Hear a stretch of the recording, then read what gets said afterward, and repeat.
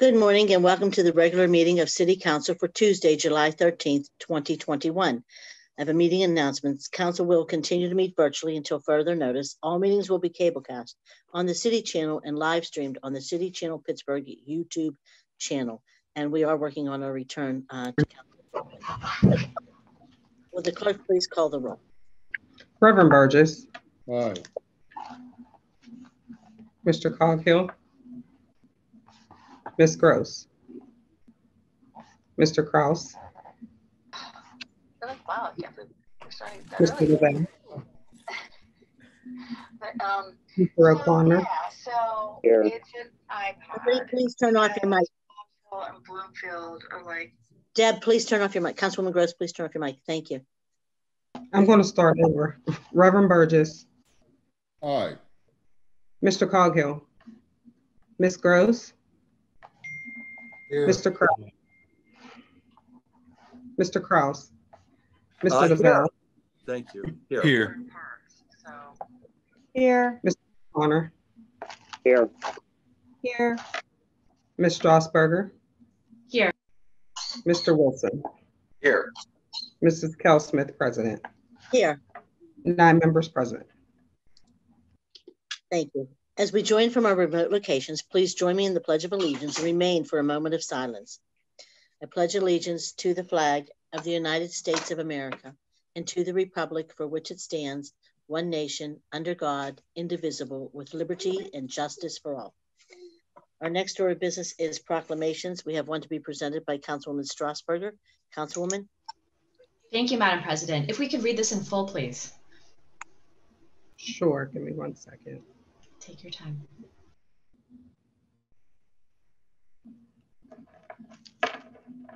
Councilwoman Strasburger presents, whereas Tasso Katsalis was born July 15, 1927, to 2 Greek immigrants settling in Pittsburgh, Pennsylvania, and whereas he studied architecture at the Carnegie Institute of Technology, now Carnegie Mellon University. And whereas Tasso Katsalis, now 94, established himself as the leading modern architect in Pittsburgh.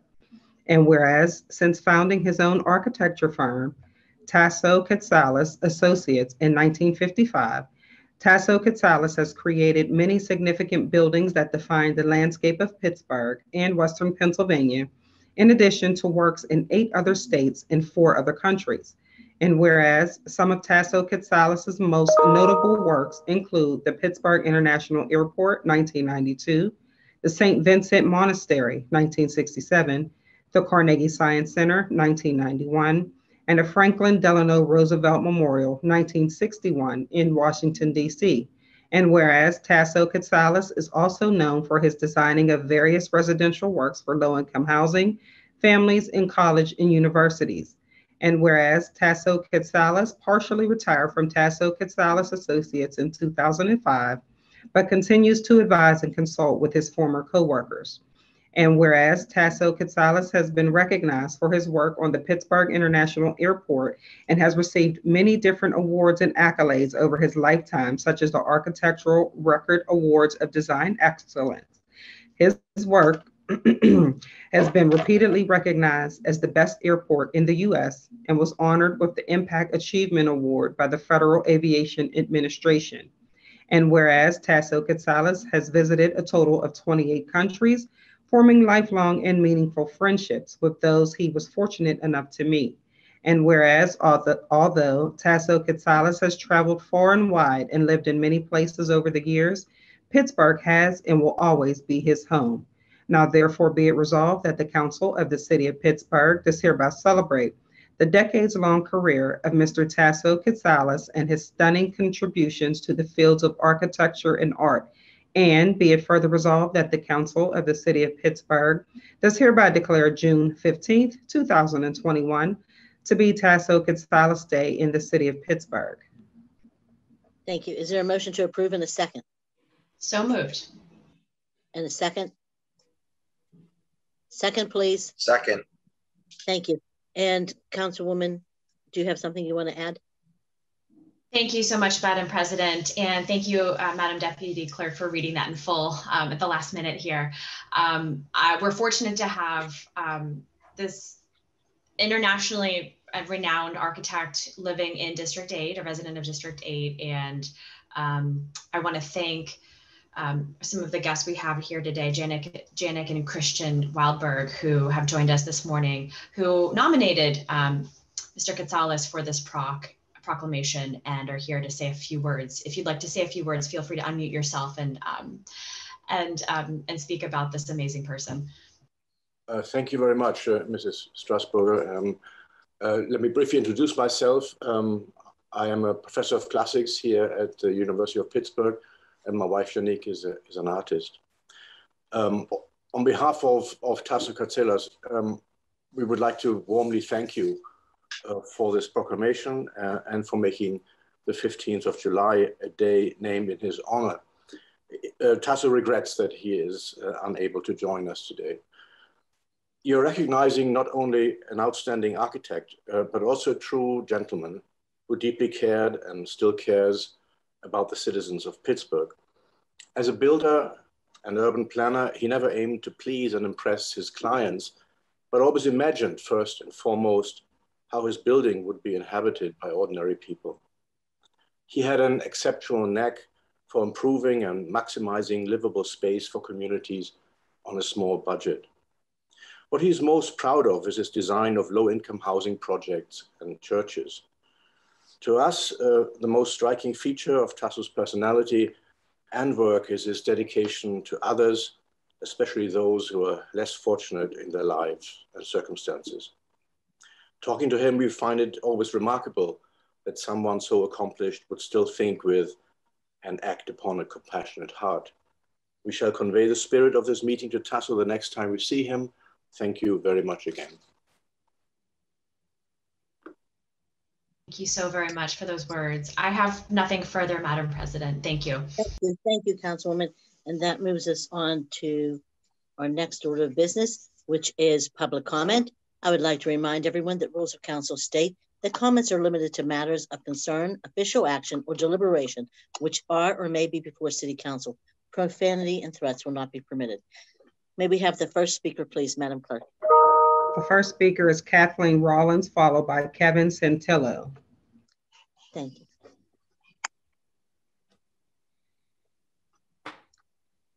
Is Kathleen Rollins on the phone, on the line?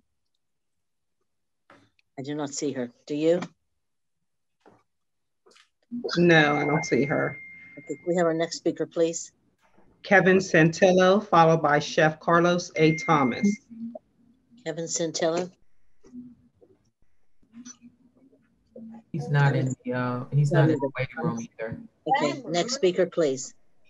Chef Carlos Thomas. Not in the waiting room. Not in.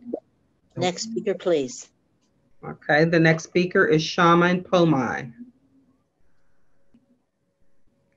Nope. That's unusual. Not there.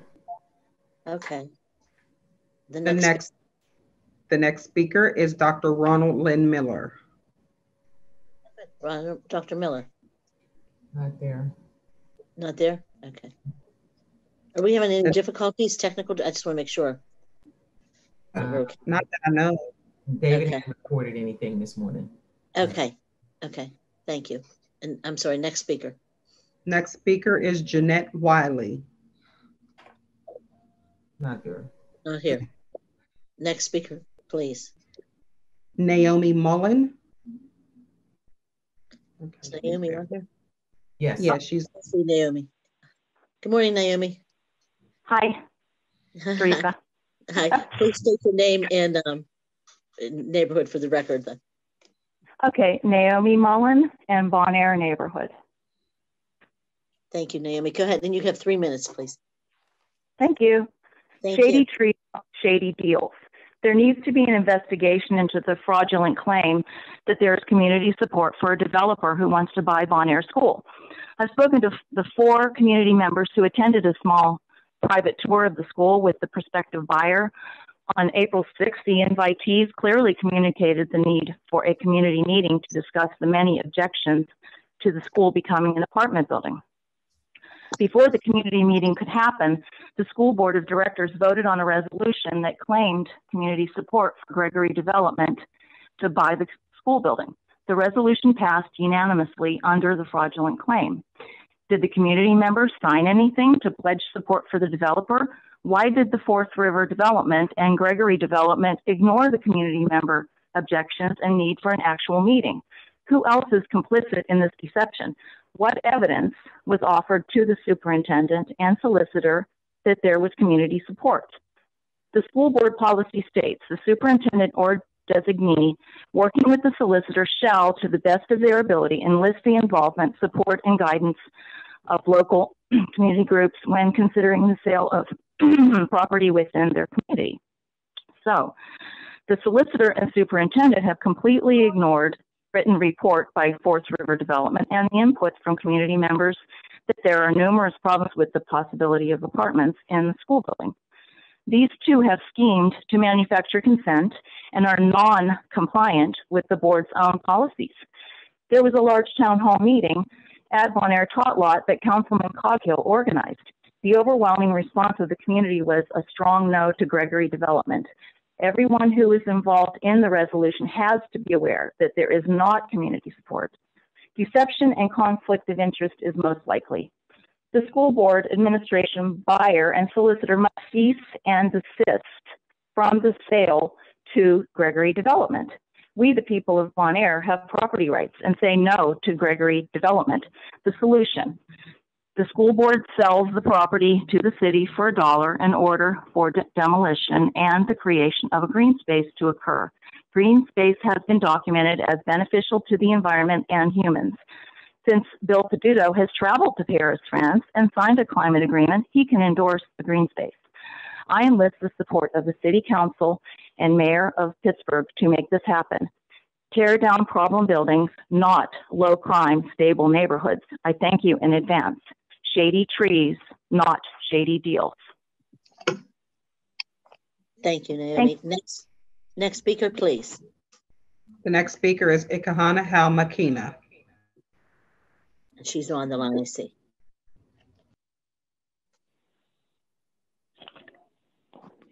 Greetings. Good morning. And thank you, City Council members. My title is Ikahana Makina. I am the Grand Inca of the Iroquois Confederacy of Aborigine American People. And I have been in this city for 45 years, and to whom and which for 20 years I've been in an area known to most as Stanton Heights. I'm asking the city of Pittsburgh to make provisions for Aborigine American people to live freely upon our land. There are inclusions made for gender equality. Latinos have been given provisions on our land, to include many other ethnic groups that travel to America who are clearly foreign to this region. And so now is the time for paving the way for the Aborigine American people of the land. According to Article 1, Section 2, Clause 3 of the Constitution, and excluding Indians not taxed. And at the time when the Constitution was written, the etymology of the word tax simply meant to censure, to count, to place a burden upon. And so when we speak of not being taxed, it's not merely taxes as we go to and from in and out of stores for commerce purposes. Tax in this time when this literature, this document was written, meant us to not be censured, us not to be handled. Okay, and to have that understanding is to understand the ramifications and jurisdiction restrictions in relationship to Aboriginal Indigenous people of the land. We want to stop these ill-conceived policies. We want to stop these official depredations that are taking place repeatedly on our land, as spelled out in House Joint Resolution 331, in House Congress Resolution 3, which was an apology given by the United States to the indigenous people of the land. Also spelled out in Senate Con Res Resolution 76. Our voices must be heard. and provisions must be made, for we are the rightful stewards of the land.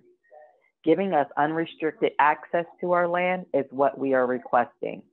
While the city is on the brink of deciding how they will divvy out $335 million of relief, well, the Aboriginal and Indigenous people want to know, will we be included in that equation? Because there has been wrongs that have been repeatedly taken place on this land that need to be righted. And I'll echo the sentiments of someone yesterday stating that there has been an oppression and marginalization to our communities for long before an epidemic. That was a true epidemic.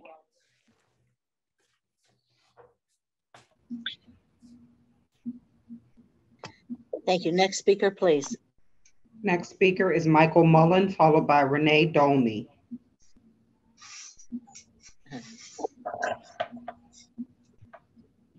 Good morning. Good morning, Mike.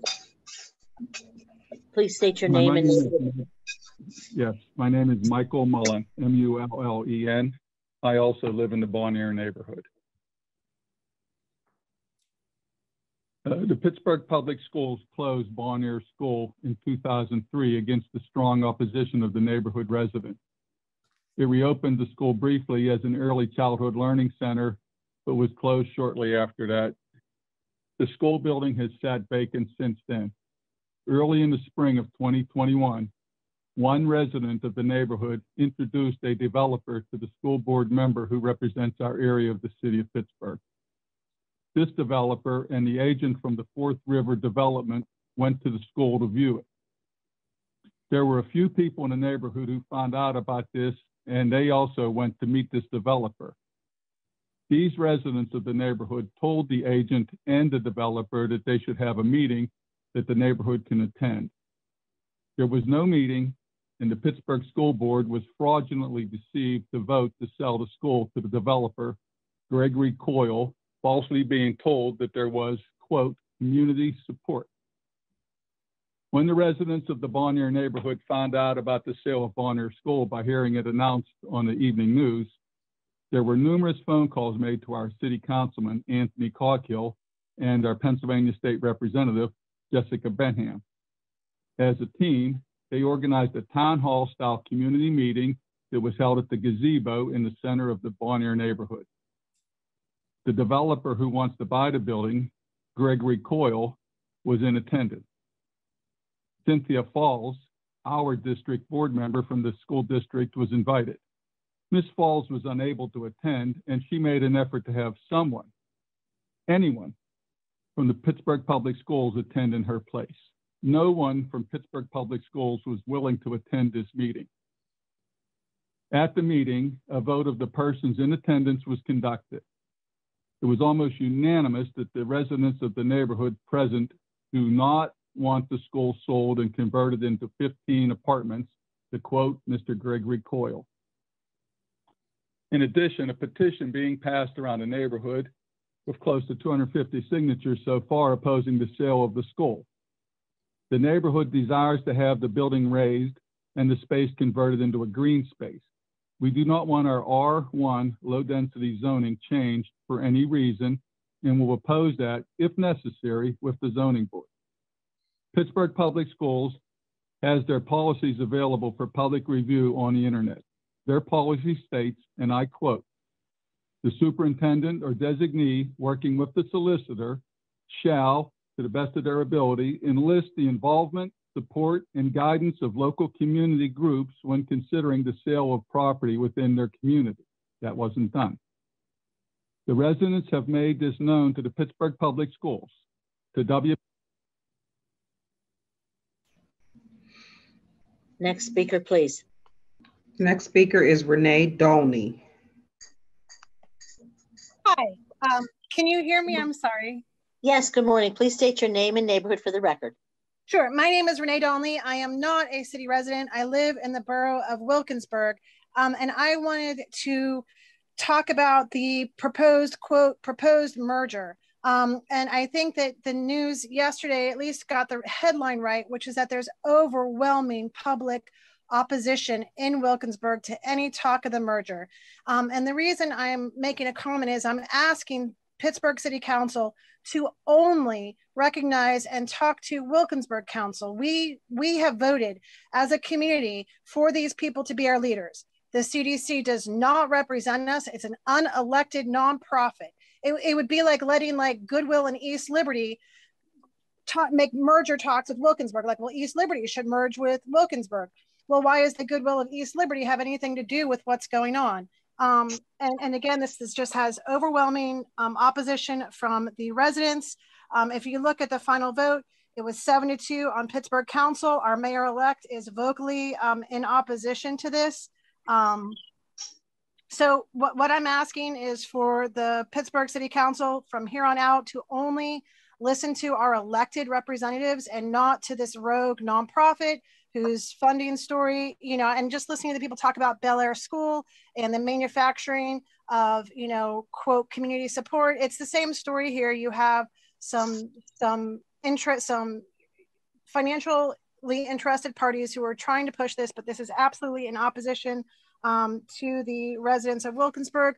We love being a small community. One of the things that we have here is a real sense of community, and we really have the ability to engage civically. So it's not just that we can go on picnics or like each other or something. We actually have political voices and political power. We're a small borough of 15,000 people, and we have a lot of people really can get involved in their community and have an impact on the direction and policy in government. And so I ask that you only recognize our elected leaders and not this rogue nonprofit agency over which the residents have no control. Thank you. Thank you for your comments. Next speaker, please. Next speaker is Kate Luxembourg, followed by Will Parker. Thank you. Is Kate on? I don't see Kate. No, I don't see her. Is Mr. Parker on? Okay, the next. Oh, I see Mr. Yes. Parker. Yes. Thank you, Mr. Hello. Parker. State your name and neighborhood for the record, and then begin. My name is Will Parker, and I represent the North Side. I represent all of Pittsburgh. I'm here this morning to reiterate what we all heard last night regarding our ARP funding. Stop the vote, pause the process, hold off until we hear more. I'm extremely disappointed that the public is being played with like this. You just can't write off their wishes, pleas, or demands. Speak up for those who have spoken. Ms. Kale Smith added at the end yesterday that there's people who really need this money now, but that's not what we heard. Not one speaker yesterday claimed to be in dire need. And from my understanding, the first check is supposed to go back into the city's reserve fund, and the second check isn't coming until next year. So therefore, they would have to wait anyway. Just imagine if the city council would have done their job and promoted these last two meetings in a proper way. We would have thousands repeating the same cautionary messages. Some city council members didn't even hear anything from their district.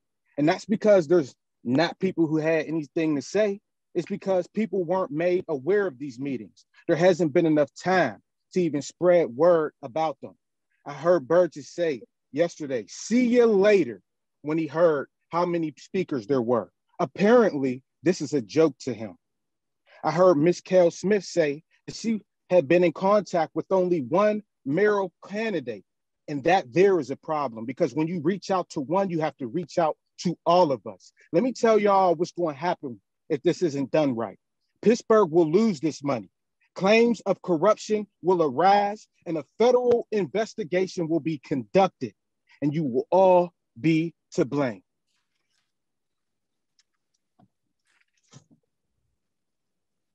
Thank you. Next speaker, please.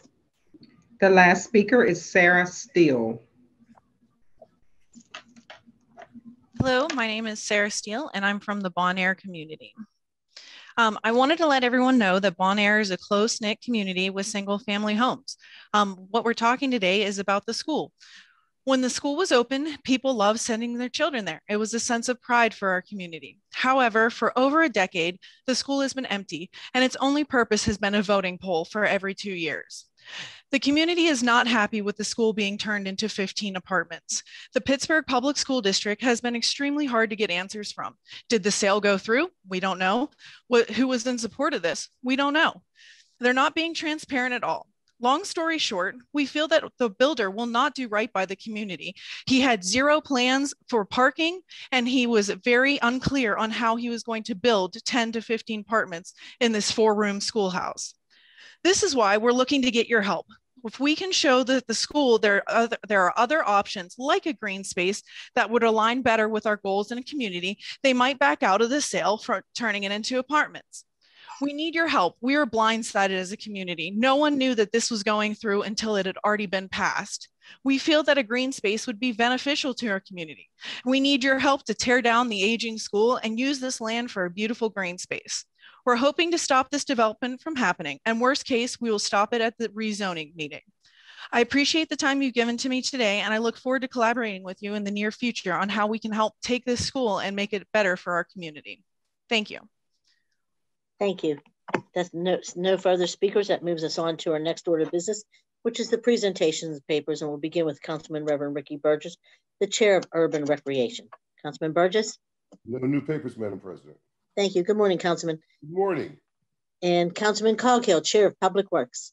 Thank you, Madam President. Thank you.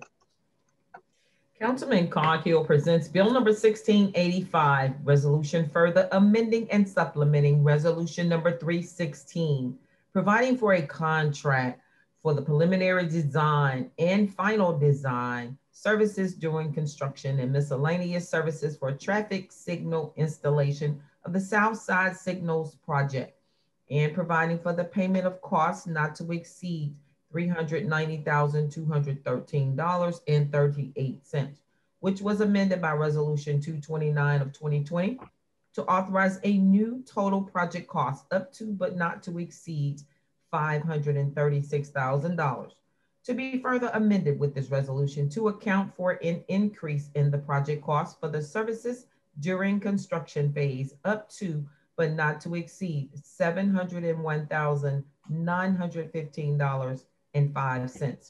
Bill number 1686, resolution providing for an agreement with the Larson Design for Contract Administration and Construction Inspection Service costs associated with the South Side Signals, and providing for the payment of costs not to exceed $514,472.57.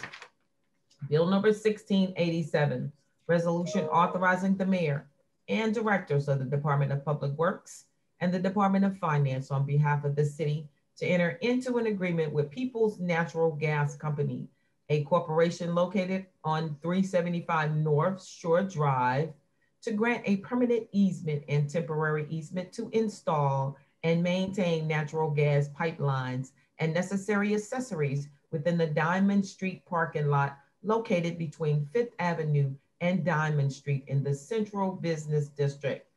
Bill number 1704, resolution granting a vacation of an unopened portion of Ingleside Avenue laid out in the Inglewood planned place of lots as recorded in the 10th Ward, 9th Council District.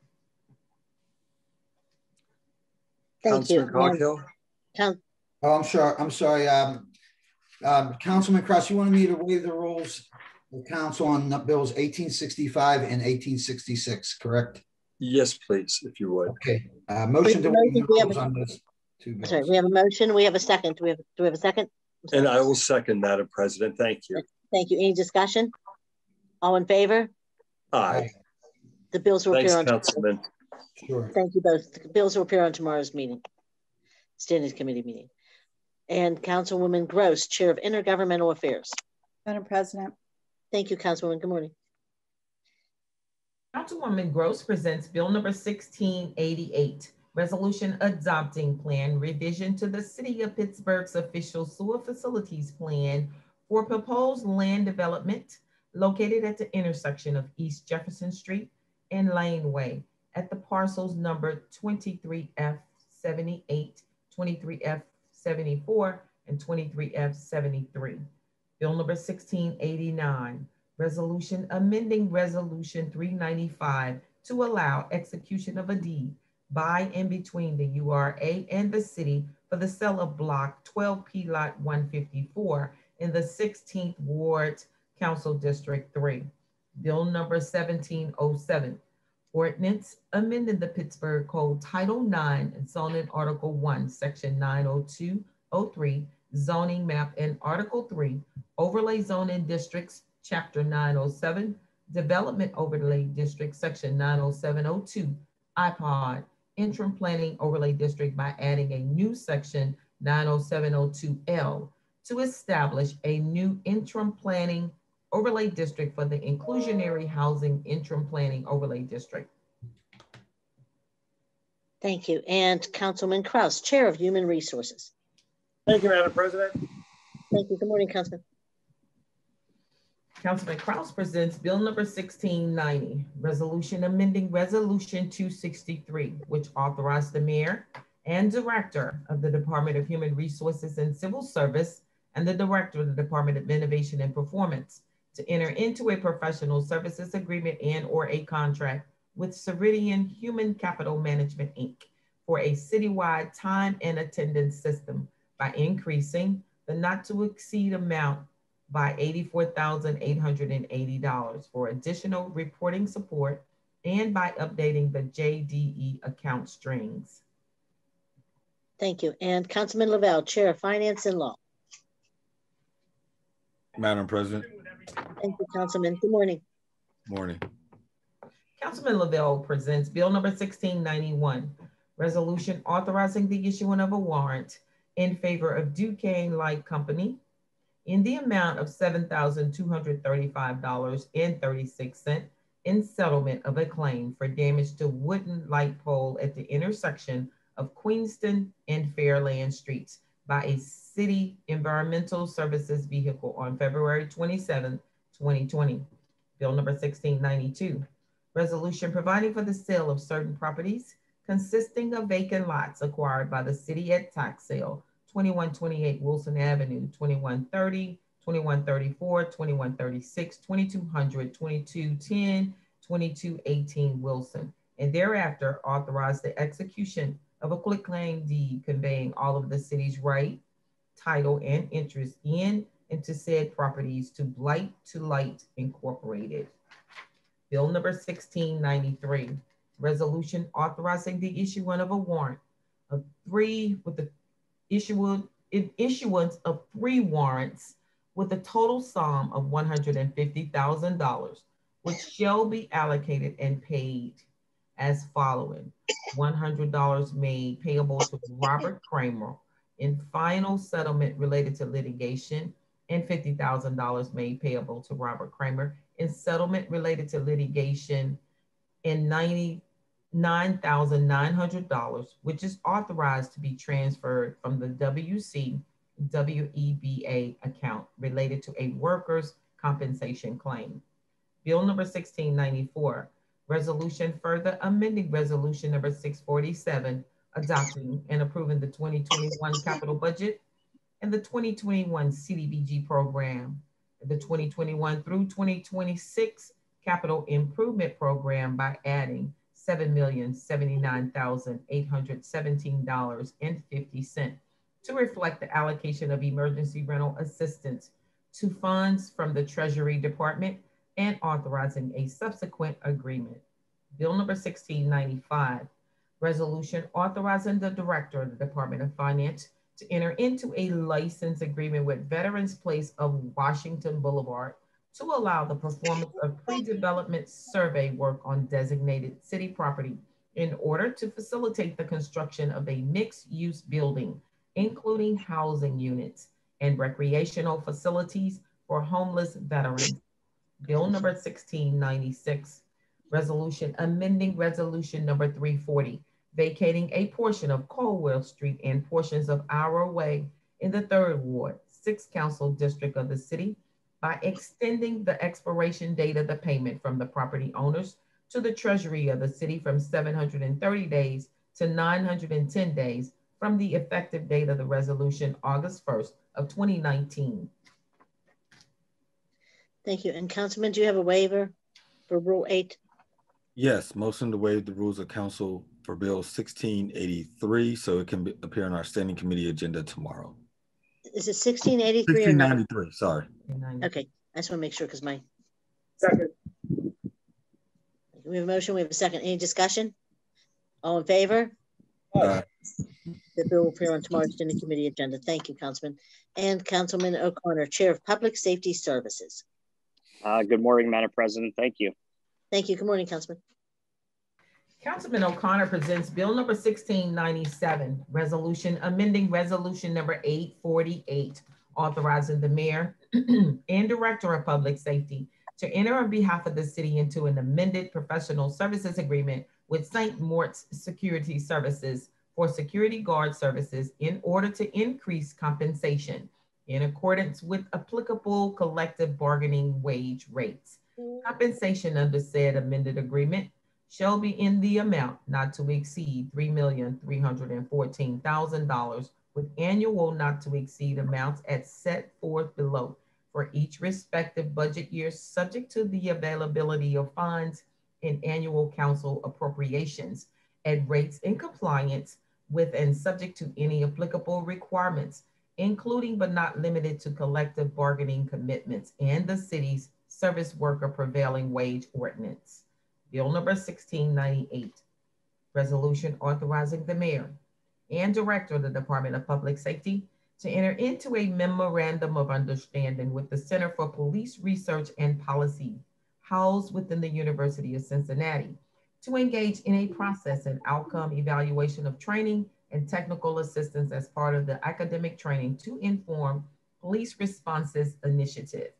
Bill number 1699, resolution authorizing the issuance of a warrant in favor of Green Gears Pedicabs in an amount not to exceed $8,500 for litter and waste control services provided for the city Independence Day event on July 4th, 2021. Thank you. And Councilwoman Strasburger, Chair of Innovation, Performance, and Asset Management. No new papers, Madam President. Thank you. Good morning, Councilwoman. And Councilman Wilson, Chair of Land Use and Economic Development. Thank you, Madam President. Thank you. Good morning, Councilman. Good morning. Councilman Wilson presents Bill number 1700, resolution further amending resolution number 855, entitled Resolution Adopting and Approving the 2012 Capital Budget and the 2012 CDBG Program and approving the 2012 through 2017 Capital Improvement Program by reducing Wesley AME Charities by $2,000 and increasing demolition of condemned buildings by $2,000. Bill number 1701, resolution further amending resolution number 772, entitled Resolution Adopting and Approving the 2013 Capital Budget and the 2013 CDBG Program and approving the 2013 through 2018 Capital Improvement Program by reducing various CDBG line items by $7,032.21 and increasing demolition of condemned buildings by $7,032.21. Bill number 1702, resolution further amending resolution number 796, entitled Resolution Adopting and Approving the 2014 Capital Budget and the 2014 CDBG Program and approving the 2014 through 2019 Capital Improvement Program by reducing various CDBG line items by $20,498.90 and increasing demolition of condemned buildings by $20,498.90. Bill number 1708, resolution approving the recommendation made by the director of the Department of Mobility and Infrastructure that Sea-Rise Place be paved with asphalt in accordance with section 41706 of the Pittsburgh Code of Ordinances. Madam President. Yes. To make a motion to waive Rule 8 for Bill 1708. For Bill 1708, we have a motion. Do we have a second? Can we have a second?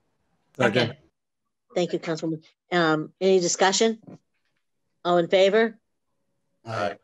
The bill will appear on tomorrow's standing committee agenda. Thank you, Councilwoman. Thank you. And myself, I have chair of hearings. I have 2 communications. So President Kelsman presents Bill number 1703, communication from Mayor William Peduto, submitting an executive order relative to the authorization of a low-speed electric scooter pilot in the city of Pittsburgh. Bill number 1706, communication from City Controller Michael Lamb, submitting a performance audit of the Pittsburgh Community Television dated July 2021. Thank you. Can I have a motion to read, receive, and file? So moved. Second? Second. All in favor? Any discussion? All in favor? Aye. Thank you. And we'll now move on to unfinished business, which is there any unfinished business before City Council? Seeing none, we'll now move on to reports of committee for final action. All in favor of the passage of the bill will vote aye when the name is called. Those opposed will vote no. Will the clerk please call the, I'm sorry, I apologize. Our next order of business is reports of committee for final action. Councilman Lavelle, Committee on Finance and Law. Madam President. Thank you, Councilman. Councilman Lavelle presents Bill number 1680, report of the Committee on Finance and Law for July 7, 2021, with an affirmative recommendation. Bill number 1661, ordinance amending ordinance number 41, amending the City Code of Ordinances at Title 6, Conduct Article 1, Regulated Rights and Actions, Chapter 626A, Temporary COVID-19 Emergency Paid Sick Leave, amending the temporary COVID-19 emergency paid sick leave ordinance. You've heard the reading of the title of the bills. Is there any discussion on the bill? Yes, Madam President. Yes, Councilman. I'd like to recommit the Bill 1661 to committee. There's still some work that needs to be done with the bill. Thank you, Councilman. I've actually received a lot of calls about it myself. So we have a motion. Do we have a second? A second. Any discussion? All in favor? Or do we need a roll call vote? We need a roll call vote. Roll call. Roll call vote, please. Thank you. Reverend Burgess. Aye. Mr. Coghill. Aye. Ms. Gross. Aye. Mr. Kraus. Aye. Mr. Lavelle. Aye. Mr. O'Connor. Aye. Ms. Strasburger. Mr. Wilson. Aye. Mrs. Kel-Smith, President. Aye. Ayes 9, no 0, bills recommitted. Thank you. And we have a vote on the other bills now? That was the only one. It was just one bill. Okay, sorry. I have a lot going on here. Councilman Anthony Coghill, Committee on Public Works. Madam President, thank you. Thank you, Councilman. Councilman Coghill presents Bill number 1681, report of the Committee on Public Works for July 7, 2021, with an affirmative recommendation. Bill number 1649, resolution amending resolution number 271, which authorized the mayor and director of the Department of Public Works to enter on behalf of the city into a professional services agreement and or commodity master agreement with Direct Energy Business LLC for the supply of electricity to city buildings and facilities, as well as additional services, including those in regards to the establishment of a subaccount on behalf of the members of the Western Pennsylvania Energy Consortium. Said services shall be performed in conjunction with guidance provided by city's energy consultant, Enel X North America, Inc. Thank you. You've heard the reading of the title of the bills. Is there any discussion on the bills? Seeing none, the bills are now ready for final action. All in favor of their passage will vote aye when their name is called. Those opposed will vote no. Will the clerk please call the roll? Reverend Burgess. Aye. Mr. Coghill. Aye. Ms. Gross. Aye. Mr. Kraus. Aye. Mr. Lavelle. Aye. Mr. O'Connor. Aye. Ms. Strasburger. Mr. Wilson. Aye. Mrs. Kel-Smith, President. Aye. Ayes 9, no 0. The bills having received the legally required number of votes are finally passed. Councilman Bruce Kraus, Committee on Human Resources. Thank you, Madam President. Thank you, Councilman. Councilman Kraus presents Bill number 1682, report of the Committee on Human Resources for July 7, 2021, with an affirmative recommendation. Bill number 1650, resolution providing for the filing of applications by the Commonwealth of Pennsylvania Department of Human Services for grants in connection with the Joint Job Initiative Program Employment Advancement and Retention Network, and providing for the authorization to enter into agreements with various agencies and to pay for expenditures for costs to support, implement, and administer the program. Cost not to exceed $3,828,594. Thank you. You've heard the reading of the title of the bills. Is there any discussion on the bills? Seeing none, the bills are now ready for final action. All in favor of their passage will vote aye when their name is called. Those opposed will vote no. Will the clerk please call the roll? Reverend Burgess. Aye. Mr. Coghill. Aye. Ms. Gross. Aye. Mr. Kraus. Aye. Mr. Lavelle. Aye. Mr. O'Connor. Aye. Ms. Strasburger. Ms. Strasburger. Sorry, aye. Mr. Wilson. Aye. Mrs. Cal-Smith, President. Aye. Ayes 9, noes 0. Thank you. The bills having received the legally required number of votes are finally passed. Councilman Bobby Wilson, Committee on Land Use and Economic Development. Thank you, Madam President. Thank you, Councilman. Councilman Wilson presents Bill number 1683, report of the Committee on Land Use and Economic Development for July 7, 2021, with an affirmative recommendation. Bill number 1657, resolution authorizing the mayor and the Department of City Planning to execute relevant agreements to receive grant funding from the Pennsylvania Historical and Museum Commission's Keystone Historic Preservation Planning Grants Program to support updating the current historical context for the Manchester Historic District to properly reflect events which occurred that supported the civil rights movement, and further providing for an agreement and expenditures not to exceed $17,500. The grant requires a match from the city in the amount of $17,500 for this stated purpose, for a total project cost of $35,000.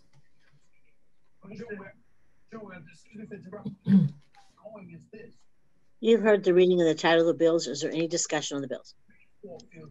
Seeing none, the bills are now ready for final action. All in favor of the passage will vote aye when their name is called. Those opposed will vote no. Will the clerk please call the roll? Reverend Burgess. Aye. Mr. Coghill. Aye. Ms. Gross. Aye. Mr. Kraus. Aye. Mr. Lavelle. Aye.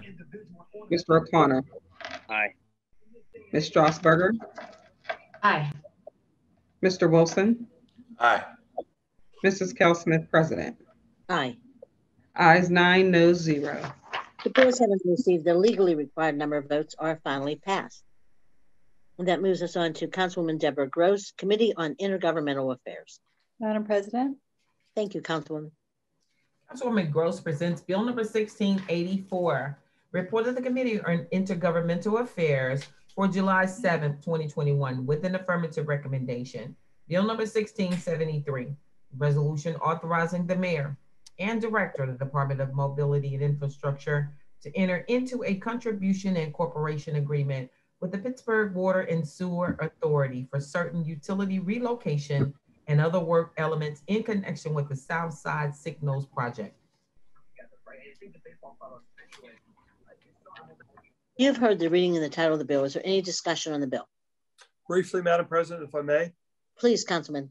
Yeah, thank you very much. I just want to thank my colleagues for their consideration to waive the rules and have this appear on this past week's standing committee agenda. I have made the request of members again to take under consideration additional legislation that was introduced today, so we can get our house in order and begin the project. We're about, I want to say, even as much as 2 years or more behind on the project, but this will help significantly help us to finalize our contracts, get everything in place, and begin the.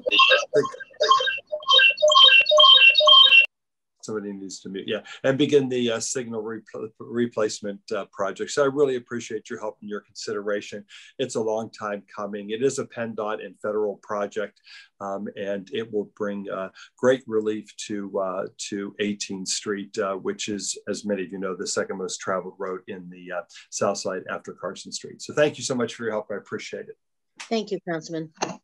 Is there any other discussion? Seeing none, the bills are now ready for final action. All in favor of the passage will vote aye when the name is called. Those opposed will vote no. Reverend Burgess. Aye. Mr. Coghill. Aye. Ms. Gross. Aye. Mr. Kraus. Aye. Mr. Lavelle. Aye. Mr. O'Connor. Aye. Ms. Strasburger. Aye. Mr. Wilson. Aye. Mrs. Cal Smith, President. Aye. Ayes 9, noes 0. Thank you. The bills having received the legally required number of votes are finally passed. That moves us on to motions and resolutions. And let me just say, I am in all of my colleagues that chair meetings or have participated in meetings with their children or grandchildren around in the same room. Meeting announcements. This afternoon at 1 p.m. Council will have a is it a council briefing, Madam Clerk? Yes, we have an executive session for executive session. I'm sorry. And it's a bill in regards to Bill. Yes, Bill 1693. And let me see. Kim, you have the. Yeah, I don't mean to put you on the spot, but I just want to let members know this was just scheduled this morning because we're trying to get it in before break and they need requested. It's in relationship to a warrant. It's in reference to a warrant for Robert Kramer. Thank you. And so then the other meeting announcements, this afternoon at 1:30 p.m., Council will hold a cablecast public hearing on Bill 1612 as it relates to an historic designation of the East Liberty Mellon Bank building. Speaker registrations ends at 11:30 a.m. Councilman Burgess, are you chairing that meeting? What time is it? It's at 1:30. 1:30. If you want me to. Okay. Yes, but if you don't, just let me know. Tomorrow, Wednesday, July 14th, Council will meet for the Standing Committees meeting at 10 a.m. Registration ends at 9 a.m. Wednesday morning. Also, tomorrow afternoon at 1:30 p.m., Council will hold a cablecast public hearing on Bill 1448 as it relates to the University of Pittsburgh Institutional Master Plan. Registration will end at 11:30 a.m. Wednesday morning. Tomorrow evening at 6 p.m., Council will hold a cablecast public hearing on Bill 1135 as it relates to the state of educational emergency in the city of Pittsburgh. Registration will end at 3 p.m. Wednesday afternoon. To register for any of these meetings and hearings, please fill out the sign-up form on the council meeting webpage by the time that you need to call by. You may also register by calling 412-255-2138. Please note Cablecast post-agenda discussion this Thursday, July 15th on the proposed merger with Wilkinsburg and the city of Pittsburgh has been postponed. Is there anything from members? Madam President? Yes, Councilman Coghill.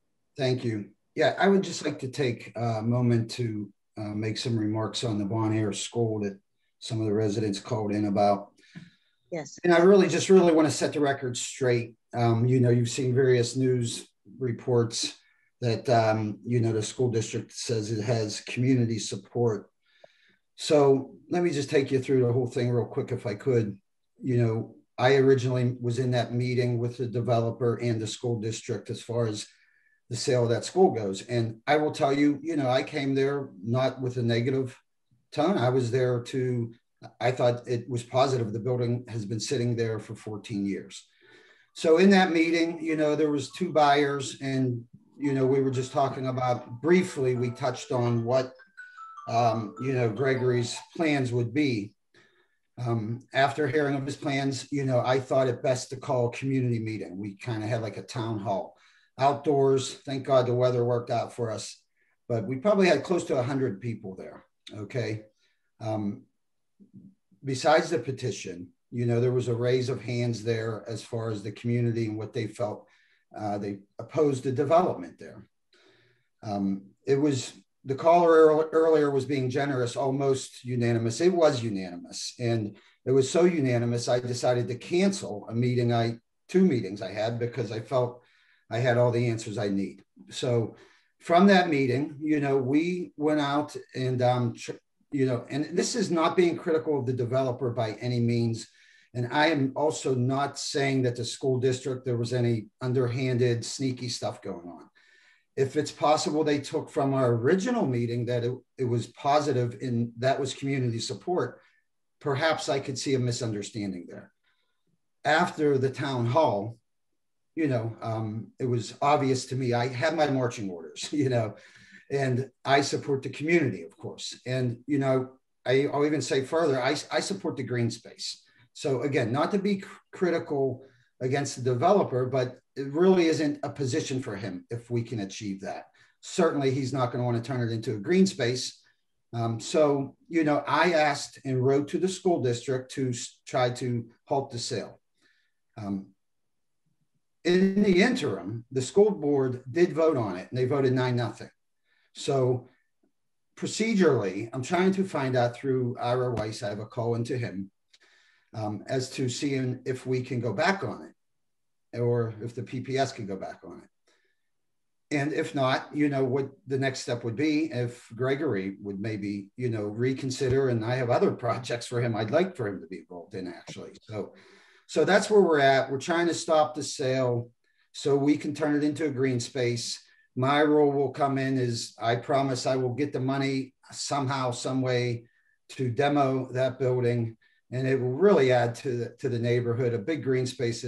They already have, the types of trees they want to plant and everything there. The community is surely behind this, and, I am behind it. No hurt feelings towards Gregory, fine gentleman. I trust the guy. I just think this community has spoken and they do not want development there. They would love a green space. Quite frankly, the PPS, they kind of owe it to this community, I feel, because of, as they remarked, the closure of that school was just kind of wrong in the first place. This was a high performing school. So they want a green space. I'm here to speak for the community. I would like to see it a green space, just not quite sure how we're going to get there yet. But we wanted to bring it to your attention today and, make sure that we try to achieve that in some fashion. So I'll keep you posted. Thanks very much. Thank you, Councilman. I know you're going to try your best and do whatever you can. You always try to do what's best for your constituents. Any other members? Madam President, may I? Councilwoman Gross. Thank you. So members have noticed that I put in a new interim planning overlay district legislation today. It applies to Bloomfield and Polish Hill. And they have been waiting years, especially Bloomfield was discouraged that they were not included in the Lawrenceville interim planning overlay district 2 years ago when I first put that one on the table, and have been waiting all this time. I've personally attended meetings in Bloomfield that had 380 plus people sign in as residents of Bloomfield and sat through their long testimony in that meeting, asking for affordability in projects in their neighborhood. Similarly, we know in Polish Hill, I'm looking at an update here on my screen that the average sale of property increased, right? The sale values have increased from 2015 to 2018 by 300%. So this is a very similar situation that you heard me speaking to 2 years ago for Lawrenceville. These neighborhoods are very excited to try the interim planning overlay district because it's temporary, and they still need to do kind of a lot of community conversation about it. They want to see if these are the terms that work for them. Is the percentage too low, too high? Is the AMI right? And so they are very keen for the 18-month trial period, because as we all know, in not all parts of the city, but in some parts of the city, especially parts that I represent, the market is changing so very quickly. And we know that we have a new market study coming out from planning that will give us a lot more detail on the different neighborhoods in the city, including these neighborhoods. But we hope that we have your support. So we'll be discussing it next week at Standing Committee. And they just didn't want to wait for more studies or wait for more time to start their own community conversation and their own community process, which is what an interim planning overlay district is. And so I just wanted to mention that. And if I may also switch topics, I have been having recurring appeals from community gardens that have had problems with their access to water. And I just wanted to throw that out to see if other members have had questions or concerns from their community gardens about either the taps not working or needing one of my gardens that was supported by the Western Pennsylvania Conservancy, they have gardens across the city, has reached its limit this summer. It doesn't seem to me like we've had a dry summer, so I'm not sure what's happening, but they've reached their limit of free water from PWSA and so now need to either pay or find another water source. And so I just wanted to throw that out in case other members are trying to work through those problems as well. But that's all I have. Thank you for your time. Thank you, Councilwoman. Any other members? Madam President. Yes, Councilman. So I have listened to public comment about the spending of our recovery funds. I have been quiet. I've not made public statements and was content to let this play out. I'm grateful for members of the public who have given their opinions. I also believe, unfortunately, woven into with the public comment are those individuals who are interested in limiting counsel, in trying to overthrow our right and responsibility as the fiscal watchdogs. I thought that when the conversation that there were some activists who had planned this conversation. I was suspicious of that when I heard the comment. At the time we're having counsel, in fact, now they're no longer being coy about it. They're holding a press conference explicitly in disregard to counsel's oversight role and to try to eliminate our responsibility. Now, the federal government gave 3 rounds of stimulus checks to individuals. None of that went to the city. None of that was shared to us, nor was it supposed to. Money went from the state, 2 rounds went from the state to businesses and nonprofit organizations, including the churches. None of that came to the city. It wasn't supposed to. The money for individuals, the money for nonprofits and for churches and for small businesses were given directly to them. Now it is time for relief given to local municipalities. In our form of government, there are 3 groups of COVID relief. Checks have went directly to the school board to be used as they see fit. Checks have went directly to the county government. And our system, human services, nonprofits, all sorts of homelessness, all sorts of social services are covered by our county. Those relief dollars are earmarked for that use. Now we have the money given to the local municipality, the city of Pittsburgh. Primarily that money is to help with our payroll and to fund projects that normally would have been funded except through COVID. We, not the mayor, we counsel, not the activists, we counsel by this form of government are solely responsible for the spending of these funds. I have been a member of council. I think that we should listen to everybody, but the buck stops here. We were elected. We have been elected. We ran for council. We are elected by the members of not 70 people at a public meeting, but we have been elected by thousands of people to represent this city and to be responsible fiscally for the well-being of the city. Now, there are 5 ways in which community engagement must occur. We are just starting this process. The only thing we're really doing now is amending the current budget. And we're behind, by the way, because of the government's lack of clarity. Government moves very slowly. We have to get this money out of the door or we will lose it. We are already behind. There are a variety of processes the city must do to spend the money. It will not be that easy.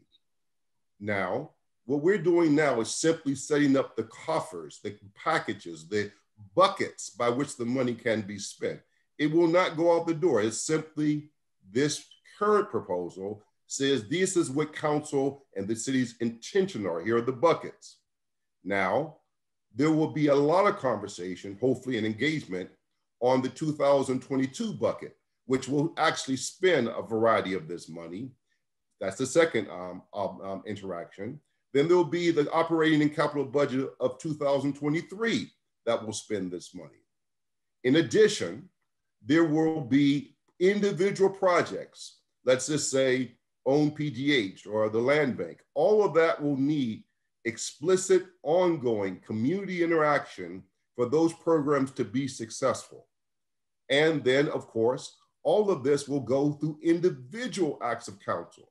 That is, all of the money, even once we establish the buckets, council will have to vote again explicitly to outlaying that money, again, with public participation. Therefore, moving to create the structure by which these dollars flow is not making a final decision. The plan that is not the mayor's, the mayor helped do it, council helped do it, but at the end of the day, just like the budget, when it comes to council, it's no longer the mayor's budget. Once it comes to council, it is the council's budget. We are solely, singularly held responsible for the spending of the funds by the city of Pittsburgh. And there are those who want to eliminate council's oversight. They want to, for a variety of their own reasons, limit, castrate council's rightful and responsible role, both now and in the future. I, for one, will not be intimidated or demeaned. I've read nasty comments on Facebook and nasty comments about members of council. I will not, like Michelle Obama says, when they go low, we go high. I will not respond to the ugliness. But at the same time, I will not, because of accusations and fear-mongering and confusion, obviously, because they have unfortunately spread things in the public that are just not true. I will not cave into my fiscal responsibility as a steward of the city of Pittsburgh's fiscal finances. If there was ever a time the council needed to stand up and lead this city into its future, especially during these times of transition, it's now. We do not need a weaker council. We need a strong council to exercise its full charter-given responsibilities. Therefore, simply passing the bill in front of us is not the end to community engagement. It's not the end to a fiscal conversation. We are simply setting up the parameters and the structure by which funding occurs. And again, I'm not saying when you see the press conference, when this is over, you will see that it's not just, the old man on council being fearful. There are groups that want to eliminate our oversight. Whenever they say it is not council's budget, then you are eliminating our oversight. When you say the council should not ultimately decide, you are eliminating our oversight. That is explicitly what each one of us took an oath of office to do, to defend the Constitution and to exercise the rights and privileges and power of our office. I, for one, will not be intimidated by unelected people who unfortunately don't understand how government works. Now, I'm willing to talk, to explain, to teach, to listen, to engage them in the process, even in their ugliness. I will not stop teaching, explaining, and listening. There are And this has to be an ongoing conversation, not just in the next week, but ongoingly, because we're going to have to recover as a city. All the projects are going to need community engagement. All the budgets are going to need community engagement. Hopefully, this is the beginning of establishing ongoing explanation, teaching moments, and community engagement in a scale that we've not done before. I pledge my time and my expertise to that effort. However, at the same time, I want to make it crystal clear. I am not going to abdicate my responsibility as the elected member of council, and I am not going to allow unelected special interests who may not even be representative of the majority of people of this city to dictate their own interests against the good interests and the goodwill and the benefit of the entire city of Pittsburgh. I want to make that crystal clear. I am not angry. I'm willing to talk to everybody, but I will not allow the current wave of people to disparage and to castrate and to demean this institution of which I am a member of. I don't agree always with every member of council, but I will defend to my death the right of every council person to make an informed vote and decision based on their conscience. I will defend that right every day. This is our right, our role, and our responsibility. And I hope that we now can help lead the public into understanding the proper way in which we can engage, we can work together and make mutual agreeable solutions. And so hopefully I did not prepare those remarks, but that's from my heart. Those are my thoughts. Thank you very much. Thank you, Reverend. Is there any other members? Seeing none, I just want to say that I think we talked about going on a tour of all of your districts and working with council's leadership, but we also want all the members to join us.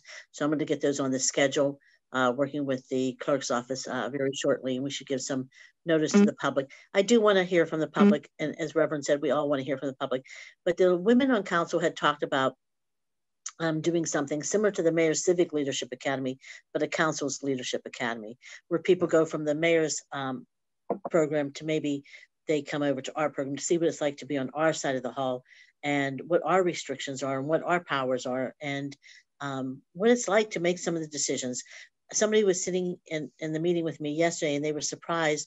They said, so wait a minute, so they're getting money, but they want more money, and how do you decide all that? And I said, just answering those questions here in my own house was interesting to see how other people see, our interactions and how we work. So it'd be good to hear, for us to do these programs, and I think some educational programs in a kind way to let people know that we do want to. I didn't know what council did when I got here. I couldn't understand. I tell people the story all the time. I started a trail on Crafton Boulevard 4 years before I was ever elected, and I didn't understand why it was held up for so long, why it was taking so long to put, a trail through dirt. And I mean, it was unbelievable when I got elected. I'm like, oh my gosh, this is why it was stopped. And I didn't realize all those things. And, back then I just thought, why aren't they doing this? It just seems so simple and so right. So I think it's good to let people know what we, can do, what we can't do, what our hearts want to do and our wallets won't allow, or whatever the restrictions might be, and how we, are superseded a lot by state and federal laws. I think those things are important for people to know and understand. What council member would not want to please their constituents?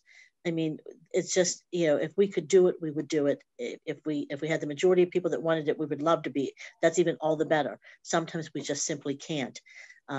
There's certain things we just can't do, but I just think that would be great to really continue those education and to continue with that idea of having a council leadership program after. So I'm looking forward to working with all members on both the council's leadership academy or whatever we want to call it, and going into the communities and starting to talk to people and letting people know what some of the how we feel too, and having a conversation with people. Because I think sometimes having the conversation, public hearings are great, post agendas are great, but sometimes we just need to have conversations with people.